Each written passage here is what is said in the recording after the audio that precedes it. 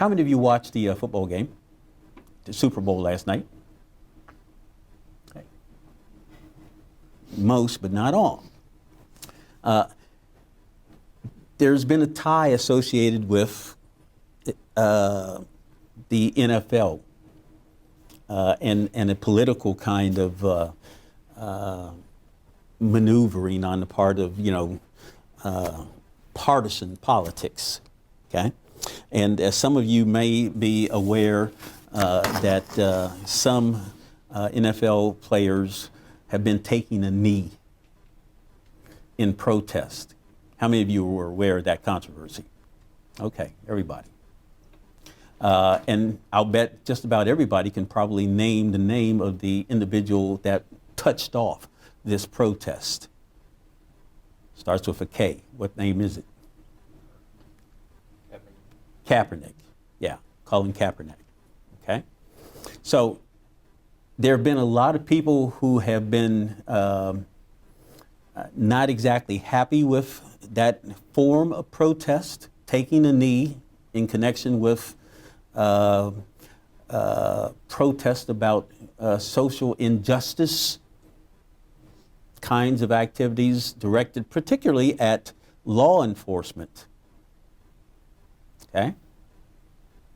So I wanted to give you, before we leave, an opportunity to have a recognition again that Black history is American history, and give you an opportunity to recognize that there's a tie in terms of understanding the relevance of the Randolph Freedman narrative and what is happening today in regards to that issue of protest and the NFL.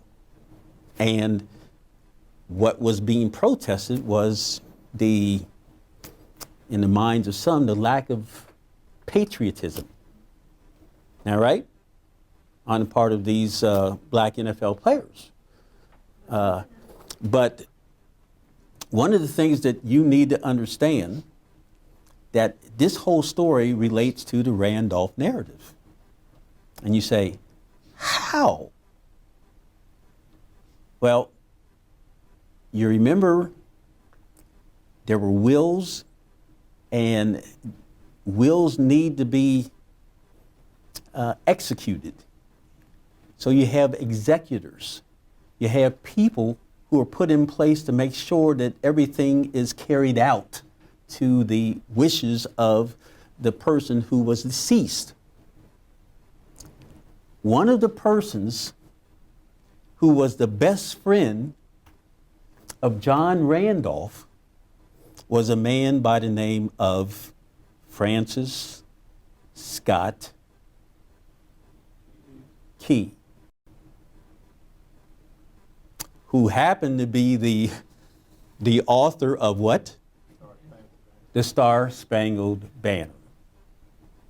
So the guy who writes the Star-Spangled Banner, our national anthem, okay, is the best friend of this manumissionist, John Randolph. So part of the history that you don't know about,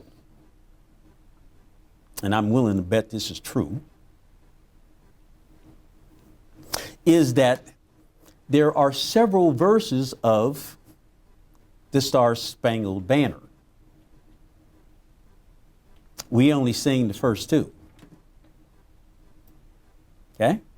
There's another verse that has this kind of reference or this kind of citing. It says, "And where is that band who so vauntingly swore that the havoc of war and the battle's confusion, a home and a country should leave us no more?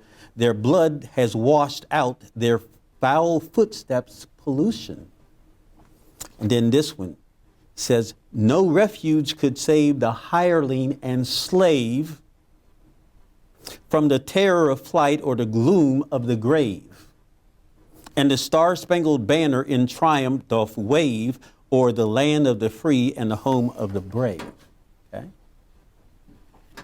So that stanza was referring to an issue that Francis Scott Key had with black people who had went over and fought on the side of the British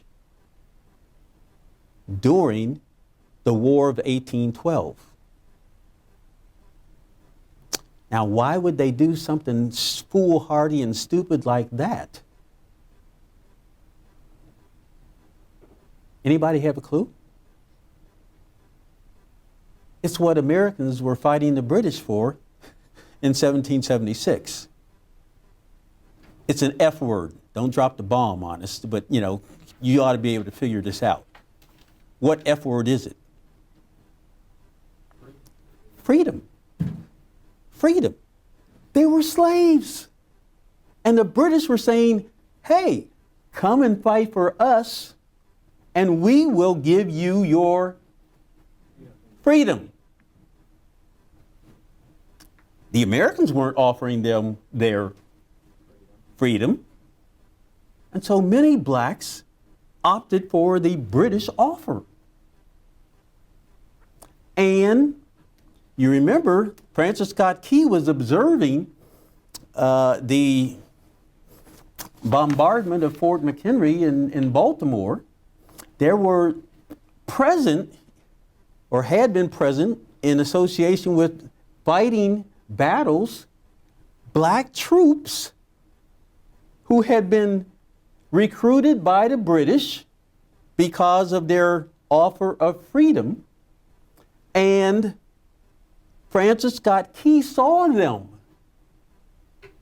He hated them, saw them as traitors that needed to be dealt with severely and killed. That's what he's referring to. And so that's a part of what Kaepernick was saying, hey, you know, I don't necessarily have to, you know, get all mushy and emotional and patriotic in terms of, you know, standing for the Star-Spangled Banner. You ought to learn some of your history here, is what he was saying.